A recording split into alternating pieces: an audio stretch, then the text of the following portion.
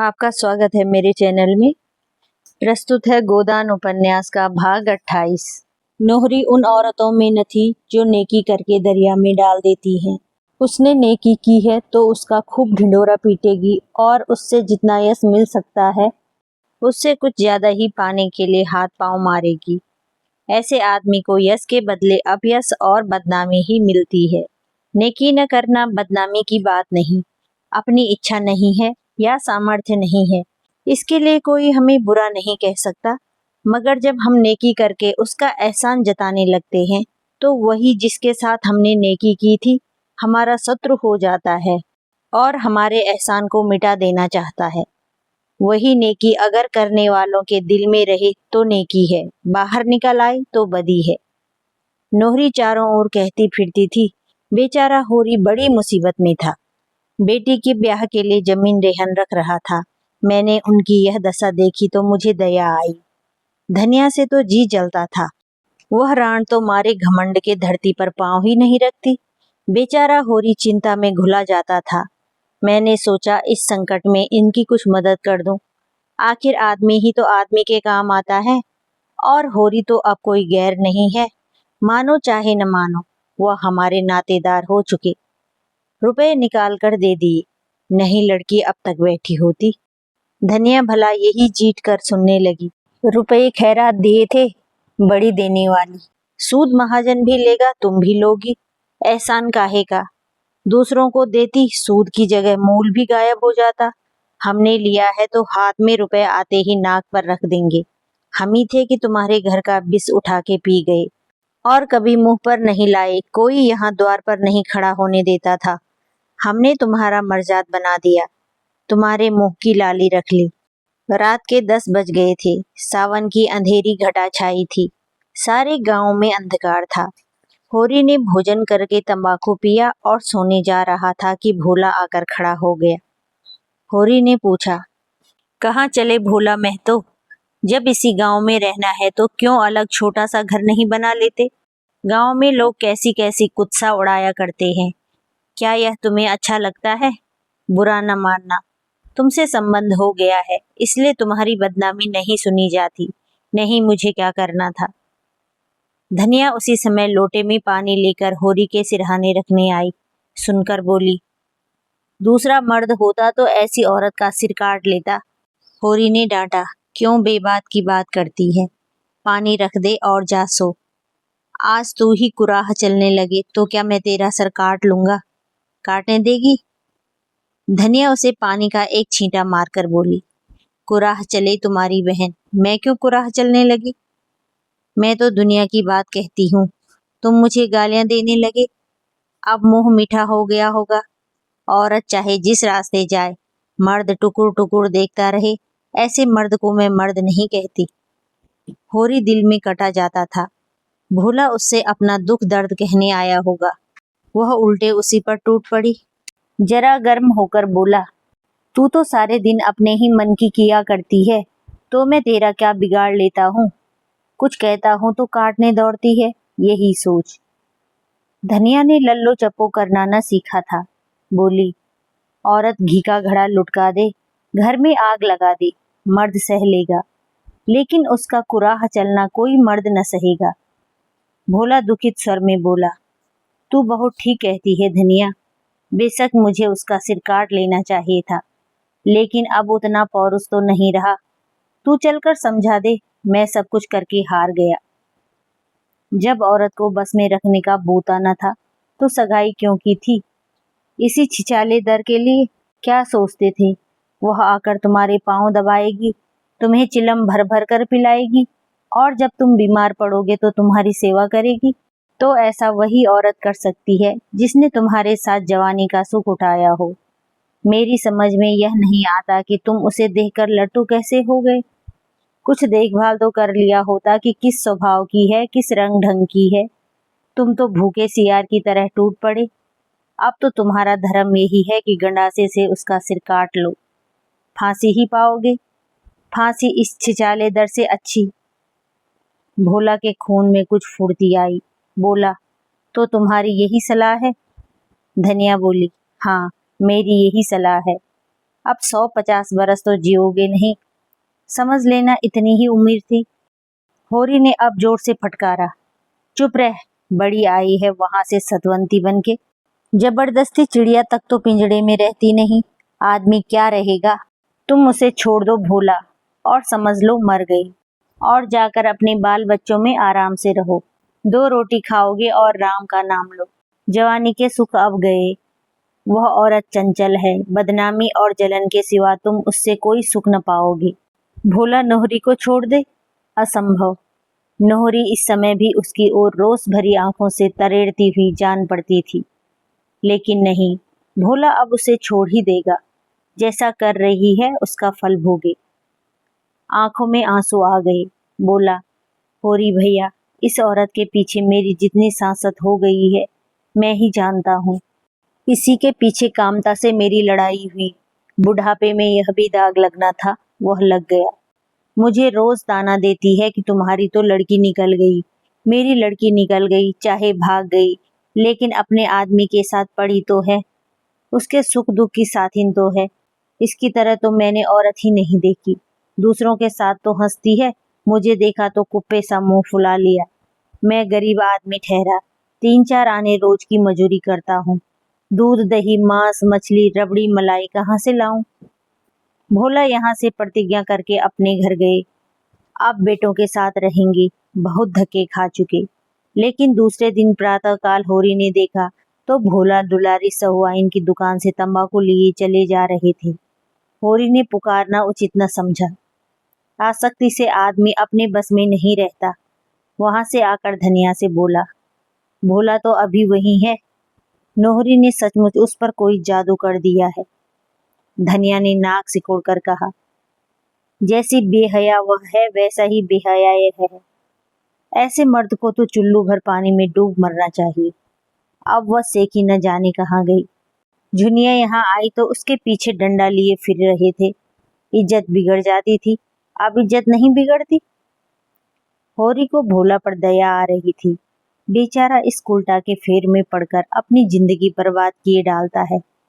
छोड़कर जाए भी तो कैसे। स्त्री को इस तरह छोड़कर जाना क्या सहज है। यह चुड़ैल उसे वहां भी तो चैन से न बैठने देगी। कहीं पंचायत करेगी, कहीं रोटी कपड़े का दावा करेगी। अभी तो गांव ही के लोग जानते हैं, किसी को कुछ कहते संकोच होता है, कनफुसकियां करते ही रह जाते हैं। तब तो दुनिया भी भोला को ही बुरा कहेगी। लोग यही तो कहेंगे कि जब मर्द ने छोड़ दिया तो बेचारे अबला क्या करे। मर्द बुरा हो तो औरत की गर्दन काट लेगा, औरत बुरी हो तो मर्द के मुंह कालिक लगा देगी। इसके 2 महीने बाद एक दिन गांव में यह खबर फैल गई कि नोहरी ने मारे जूतों से भोला की चांद गंजी कर दी। वर्षा समाप्त हो गई थी और रबी बोने की तैयारी हो रही थी। होरी की ऊख तो नीलाम हो गई थी। ऊख के बीज के लिए उसे रुपए न मिले और ऊख न बोई गई। उधर दाहिना बैल भी बिठाऊ हो गया था और एक नए बैल के बिना काम न चल सकता था। पुनिया का एक बैल नाले में गिरकर मर गया था, तब से और भी अड़चन पड़ गई थी। एक दिन पुनिया के खेत में हल जाता, एक दिन होरी के खेत में। खेतों की जुताई जैसी चाहिए थी वैसी न हो पाती थी। होरी हल लेकर खेत में गया, मगर भोला की चिंता बनी हुई थी। उसने अपने जीवन में कभी यह न सुना था कि किसी स्त्री ने अपने पति को जूते से मारा हो। जूतों से क्या, थप्पड़ या घूंसों से मारने की भी कोई घटना उसे याद न आई थी। और आज नोहरी ने भोला को जूतों से पीटा। यह सब लोग तमाशा देखते रहे। इस औरत से कैसे उस अभागी का गला छूटे। अब तो भोला को कहीं डूब ही मरना चाहिए। जब जिंदगी में बदनामी और दुर्दशा के सिवा और कुछ न हो तो आदमी का मर जाना ही अच्छा है। कौन भोला के नाम को रोने वाला बैठा है। बेटे चाहे क्रियाक्रम कर दें, लेकिन लोग लाज के बस आंसू किसी की आंखों में न आएगा। तिरसना के बस में पड़कर आदमी इस तरह अपनी जिंदगी चौपट करता है। जब कोई रोने वाला नहीं तो फिर जिंदगी का क्या मोह और मरने से क्या डरना। एक यह नोहरी है और एक यह चमारिन है सीलिया। देखने सुनने में उससे लाख दर्जे अच्छी। चाहे 2 को खिलाकर खाए और राधिका बनी घूमे, लेकिन मजूरी करती है, भूखों मरती है और मतई के नाम पर बैठी है। और यह निर्दयी बात भी नहीं पूछता। कौन जाने धनिया मर गई होती तो आज होरी की भी यही दशा होती।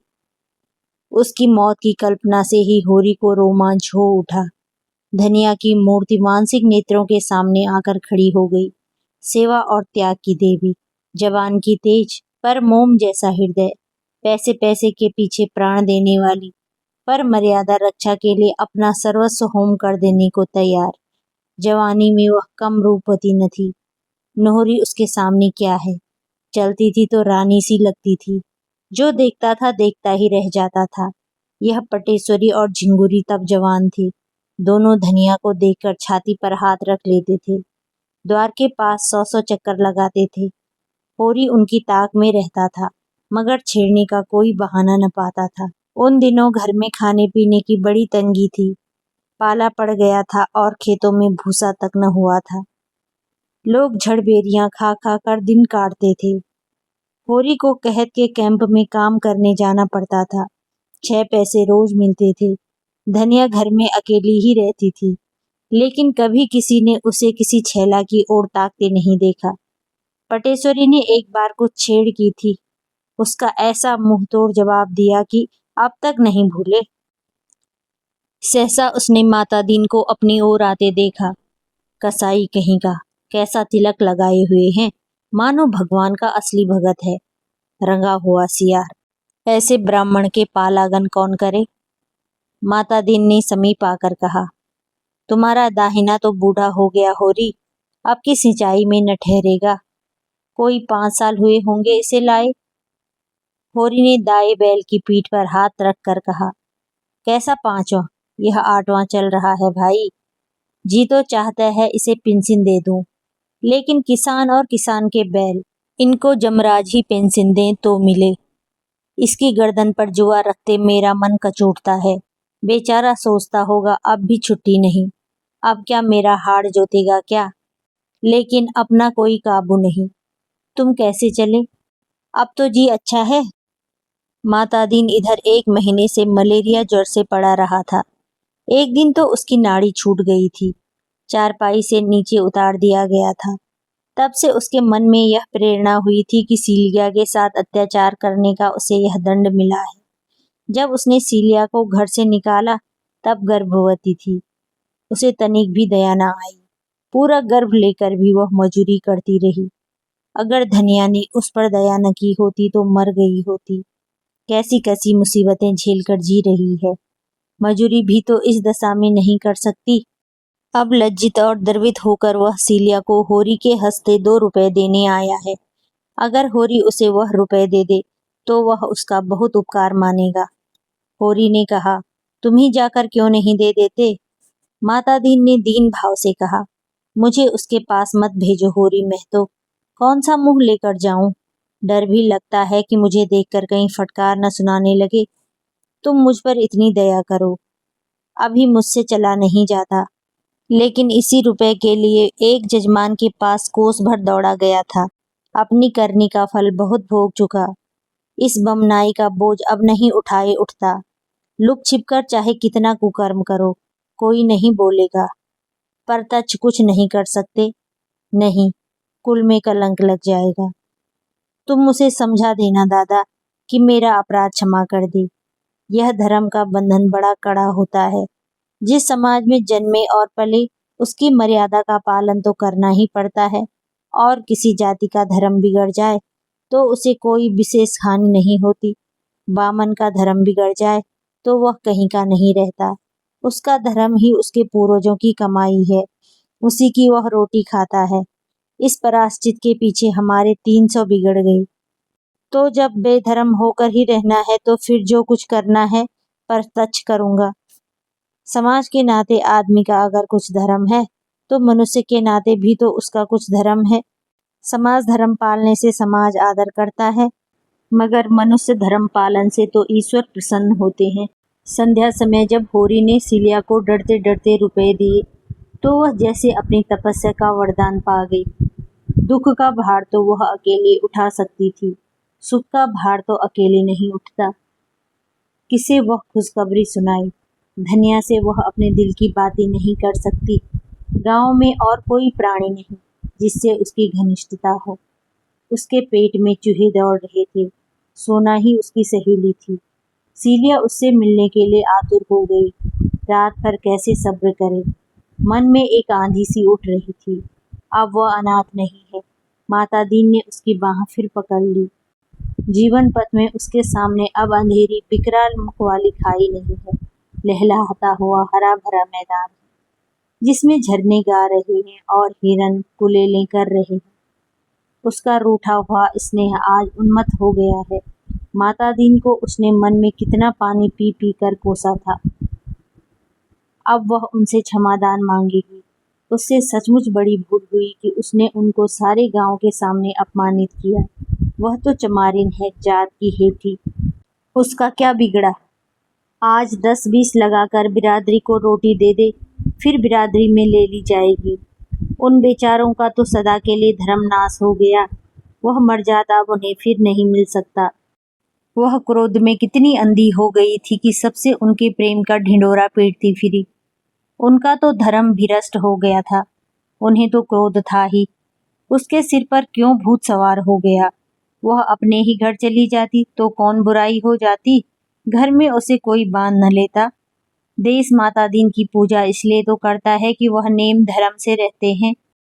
वही धर्म नष्ट हो गया तो वह क्यों न उनके खून के प्यासे हो जाते। जरा देर पहले तक उसकी नज़र में सारा दोष माता दीन का था और अब सारा दोष अपना था। सहृदयता ने सहृदयता पैदा की। उसने बच्चे को छाती से लगाकर खूब प्यार किया। अब उसे देखकर लज्जा और ग्लानि नहीं होती। वह अब केवल उसकी दया का पात्र नहीं, वह अब उसके संपूर्ण मातृ स्नेह और गर्व का अधिकारी है। कार्तिक की रुपहली चांदनी प्रकृति पर मधुर संगीत की भांति छाई हुई थी। सीलिया घर से निकली। वह सोना के पास जाकर यह सुखद संवाद सुनाएगी। अब उससे नहीं रहा जाता। अभी तो सांझ हुई है, डोंगी मिल जाएगी। वह कदम बढ़ाती हुई चली। नदी पर जाकर देखा तो डोंगी उस पार थी और मांझी का कहीं पता नहीं। चांद घुलकर जैसे नदी में बहा जा रहा था। वह एक क्षण खड़ी सोचती रही, फिर नदी में घुस पड़ी। नदी में कुछ ऐसा ज्यादा पानी तो क्या होगा। उस उल्लास के सागर के सामने वह नदी क्या चीज थी। पानी पहले तो घुटनों पर था, फिर कमर तक आया और अंत में गर्दन तक पहुंच गया। सीलिया डरी, कहीं डूब न जाए, कहीं कोई गड्ढा न पड़ जाए। पर उसने जान पर खेलकर पांव आगे बढ़ाया। अब वह मझधार में है। मौत उसके सामने नाच रही है, मगर वह घबराई नहीं। उसे तैरना आता है। लड़कपन में इसी नदी में वह कितनी बार तैर चुकी है। खड़े खड़े नदी को पार भी कर चुकी है। फिर भी उसका कलेजा धक धक कर रहा है। मगर पानी कम होने लगा। अब कोई भय नहीं। उसने जल्दी जल्दी नदी पार की और किनारे पहुंचकर अपने कपड़े का पानी निचोड़ा और शीत में कांपती आगे बढ़ी। चारों ओर सन्नाटा था। गीदड़ों की आवाजें भी न सुनाई पड़ती थी और सोना से मिलने की मधुर कल्पना उसे उड़ाई लिए जाती थी। मगर उस गांव में पहुंचकर उसे सोना के घर जाते हुए संकोच होने लगा। मथुरा क्या कहेगा, उसके घर वाले क्या कहेंगे। सोना भी बिगड़ेगी कि इतनी रात गई तू क्यों आई। देहातों में दिन भर के थके मांदे किसान सरे शाम सो ही जाते हैं। सारे गांव में सोता पड़ गया था। मथुरा के घर के द्वार बंद थे। सीलिया किवाड़ न खुलवा सकी। लोग उसे इस भेष में देखकर क्या कहेंगे। वहीं द्वार पर अलाव में अभी आग चमक रही थी। सीलिया अपने कपड़े सेंकने लगी। सहसा किवाड़ खुला और मथुरा ने बाहर निकलकर पुकारा, अरे कौन बैठा है अलाव के पास। सीलिया ने जल्दी से अंचल सिर पर खींच लिया और समीप आकर बोली, मैं हूँ सीलिया। सीलिया, इतनी रात गई कैसे आई। वहां तो सब कुशल है। हाँ सब कुशल है। जी घबरा रहा था, सोचा चलूं सबसे भेंट करती आऊं। दिन को तो छुट्टी ही नहीं मिलती। तो क्या नदी ठहा कर आई है। और कैसे आती, पानी कम न था। मथुरा उसे अंदर ले गया। बरोठे में अंधेरा था। उसने सीलिया का हाथ पकड़कर अपनी ओर खींचा। सीलिया ने झटके से हाथ छुड़ा लिया और रौब से बोली, देखो मथुरा, छेड़ोगे तो मैं सोना से कह दूंगी। तुम मेरे छोटे बहनोई हो, यह समझ लो। मालूम होता है सोना से मन नहीं पड़ता। मथुरा ने उसकी कमर में हाथ डालकर कहा, तुम बहुत निठुर हो सिल्लो। इस वक्त कौन देखता है? क्या मैं सोना से सुंदर हूँ? अपने भाग नहीं बखानते हो कि ऐसी इंदर की परी पा गए? अब भौरा बनने का मन चला है। उससे कह दूं तो तुम्हारा मुंह न देखे। मथुरा लंपट नहीं था, सोना से उसे प्रेम था। इस वक्त अंधेरा और एकांत और सीलिया का यौवन देखकर उसका मन चंचल हो उठा था। यह तंबीह पाकर होश में आ गया। सीलिया को छोड़ता हुआ बोला, तुम्हारे पैरों पड़ता हूँ सिल्लो, उससे न कहना। अभी जो सजा चाहो दे लो। सिल्लो को उस पर दया आ गई। धीरे से उसके मुंह पर चपत जमाकर बोली, इसकी सजा यही है कि फिर मुझसे शरारत न करना, न और किसी से करना, नहीं सोना तुम्हारे हाथ से निकल जाएगी। मैं कसम खाता हूँ सिल्लो, अब कभी ऐसा न होगा। उसकी आवाज में याचना थी। सिल्लो का मन आंदोलित होने लगा। उसकी दया सरस होने लगी। और जो करो तो तुम जो चाहना करना। सिल्लो का मुंह उसके मुंह के पास आ गया था और दोनों की सांस, आवाज और देह में कंपन हो रहा था। सहसा सोना ने पुकारा, किससे बातें करते हो वहां? सिल्लो पीछे हट गई। मथुरा आगे बढ़कर आंगन में आ गया और बोला, सिल्लो तुम्हारे गांव से आई है। सिल्लो भी पीछे पीछे आकर आंगन में खड़ी हो गई। उसने देखा सोना यहाँ कितने आराम से रहती है। वो सारे में खाट है, उस पर सुजनी का नर्म बिस्तर बिछा हुआ है, बिल्कुल वैसा ही जैसा माता दिन की चारपाई पर बिछा रहता था। तकिया भी है, लिहाफ भी है। खाट के नीचे लोटे में पानी रखा हुआ है। आंगन में ज्योत्सना ने आईना सा बिछा रखा है। एक कोने में तुलसी का चबूतरा है। दूसरी ओर ज्वार के ठेठों के कई बोझ दीवार से लगाकर रखे हैं। बीच में पुआलों के गट्ठे हैं। समीप ही ओखल है, जिसके पास कूटा हुआ धान पड़ा हुआ है। खपरेल पर लौकी की एक बेल चढ़ी हुई है और कई लौकियां ऊपर चमक रही हैं। दूसरी ओर की ओसारी में गाय बंधी हुई है। इस खंड में मथुरा और सोना सोते हैं और लोग दूसरे खंड में होंगे। सीलिया ने सोचा, सोना का जीवन कितना सुखी है। सोना उठकर आंगन में आ गई थी, मगर सिल्लो से टूटकर गले नहीं मिलती। सिल्लो ने समझा शायद मथुरा के खड़े होने के कारण सोना संकोच कर रही है, या कौन जाने अब उसे अभिमान हो गया हो। सिल्लो चमारिन से गले मिलने में अपना अपमान समझती हो। उसका सारा उत्साह ठंडा पड़ गया। इस मिलन से हर्ष के बदले उसे ईर्ष्या हुई।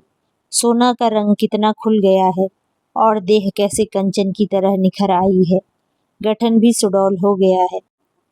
मुख पर गृहिणीत्व की गरिमा के साथ युवती की साहस छवि भी है। सिल्लो एक क्षण के लिए मंत्रमुग्ध सी खड़ी ताकती रह गई। यह वही सोना है जो सूखी सी देह लिए, झोंटे खोले इधर उधर दौड़ा करती थी। महीनों सिर में तेल न पड़ता था, फटे चिथड़े लपेटे फिरती थी। आज अपने घर की रानी है। गले में हंसुली और हुमेल है, कानों में करण फूल और सोने की बालियां, हाथों में चांदी के चूड़े और कंगन, आंखों में काजल है, मांग में सिंदूर। सीलिया के जीवन का स्वर्ग यही था और सोना को यहाँ देखकर वह प्रसन्न न हुई। इसे कितना घमंड हो गया है। कहाँ सीलिया के गले में बाहें डाले घास छिलने जाती थी और आज सीधे ताकती भी नहीं। उसने सोचा था सोना उसके गले लिपटकर जरा सा रोएगी, उसे आदर से बिठाएगी, उसे खाना खिलाएगी और गांव की सैकड़ों बातें पूछेगी और अपने नए जीवन के अनुभव बयान करेगी।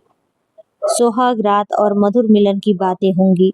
और सोना के मुंह में दही जमा हुआ है, वह यहाँ आकर पछताई। आखिर सोना ने रूखे स्वर में पूछा, इतनी रात को कैसे चली सिल्लो?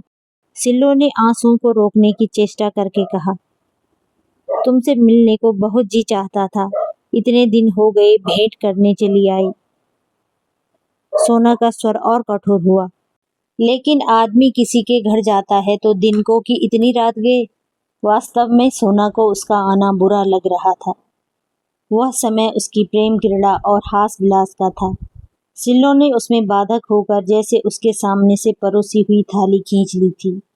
सिल्लो निसंग सी भूमि की ओर ताक रही थी। धरती क्यों नहीं फट जाती कि वह उसमें समा जाए। इतना अपमान! उसने अपने इतने ही जीवन में बहुत अपमान सहा था, बहुत दुर्दशा देखी थी। लेकिन आज यह फांस इस तरह उसके अंतःकरण में चुभ गई, वैसे कभी कोई बात न चुभी थी। गुड़ घर के अंदर मटकों में बंद रखा हो तो कितना ही मूसलाधार पानी बरसे कोई हानि नहीं होती, पर जिस वक्त वह धूप में सूखने के लिए बाहर फैलाया गया हो, उस वक्त तो पानी का एक छींटा भी उसका सर्वनाश कर देगा। सीलिया के अंतःकरण की सारी कोमल भावनाएं इस वक्त मुंह खोले बैठी हुई थी कि आकाश में अमृत वर्षा होगी। वर्षा क्या, अमृत के बदले विष और सीलिया के रोम रोम में दौड़ गया। सर्पदंश के समान लहरें आईं। घर में उपवास करके सो रहना और बात है, लेकिन पंगत से उठा लिया जाना तो डूब मरने की ही बात है। सीलिया को यहाँ एक क्षण ठहरना भी असह्य हो गया, जैसे कोई उसका गला दबाए हुआ हो। वह कुछ न पूछ सकी। सोना के मन में क्या है वह भांप रही थी।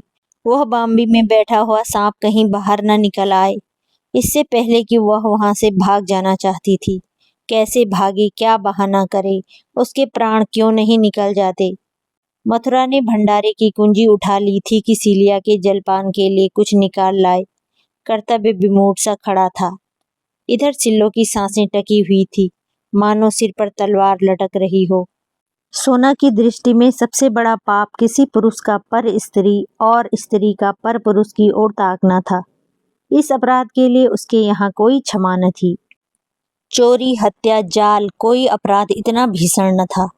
हंसी दिल लगी को वह बुरा न समझती थी, अगर खुले हुए रूप में हो। लुके छिपे की हंसी दिल लगी को वह हेय समझती थी। छुटपन से ही वह बहुत सी रीति की बातें जानने और समझने लगी थी।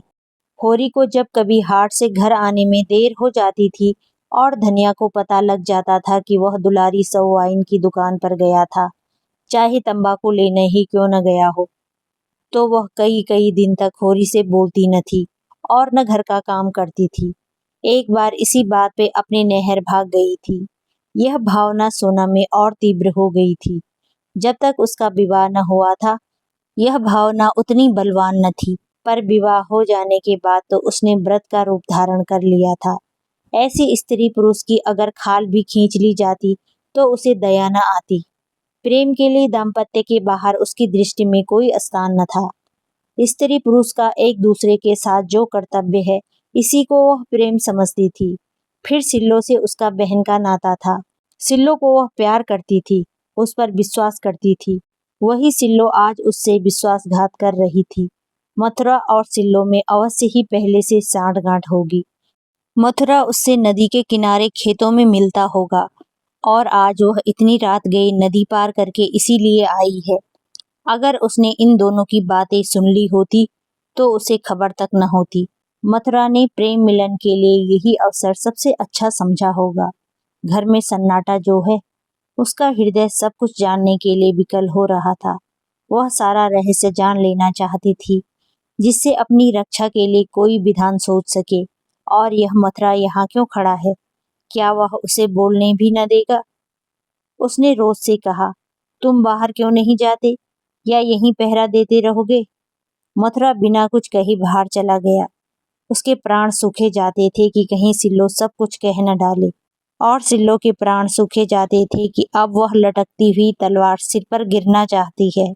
तब सोना ने बड़े गंभीर स्वर में सिल्लो से पूछा, देखो सिल्लो, मुझसे साफ साफ बता दे, नहीं मैं तुम्हारे सामने यहीं अपनी गर्दन में गंडासा मार लूंगी, फिर तुम मेरी सौत बनकर राज करना। देखो गंडासा वह सामने पड़ा है, एक म्यान में दो तलवारें नहीं रह सकती। उसने लपक कर सामने आंगन में से गंडासा उठा लिया और उसे हाथ में लिए फिर बोली, यह मत समझना कि मैं खाली धमकी दे रही हूँ। क्रोध में मैं क्या कर बैठूं नहीं कह सकती, साफ साफ बता दे। सीलिया कांप उठी। एक एक शब्द उसके मुंह से निकल पड़ा, मानो ग्रामोफोन में भरी हुई आवाज हो।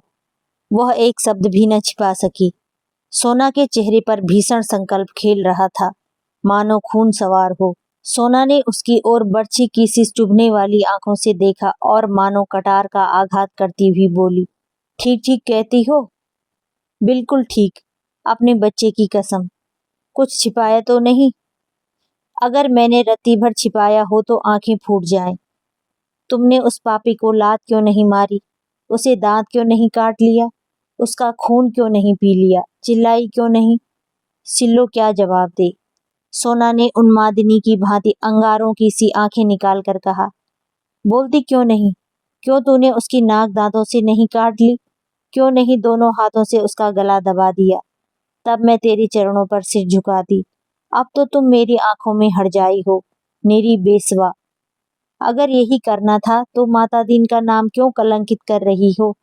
क्यों किसी को लेकर बैठ नहीं जाती? क्यों अपने घर नहीं चल गई? यही तो तेरे घर वाले चाहते थे।